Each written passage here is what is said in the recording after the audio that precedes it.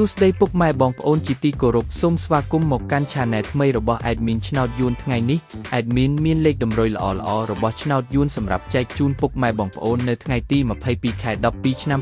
2025 នេះដូចនេះ Admin មិនចង់ឲ្យចំណាយពេលវេលារបស់ពុកម៉ែបងប្អូនយូរតោះយើងមកតាមដានលេខតម្រុយរបស់យើងទាំងអស់គ្នាសម្រាប់លេខតម្រុយ2លេខមាន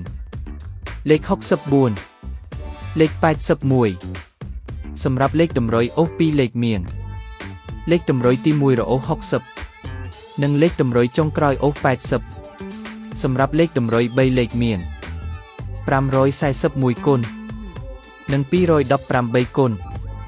សម្រាប់លេខតម្រុយថ្ងៃនេះ Admin សូមជូនពរឲ្យពុកម៉ែបងប្អូនជួបតែសំណាងល្អទាំងអស់គ្នាហេងមានលាភមានជ័យ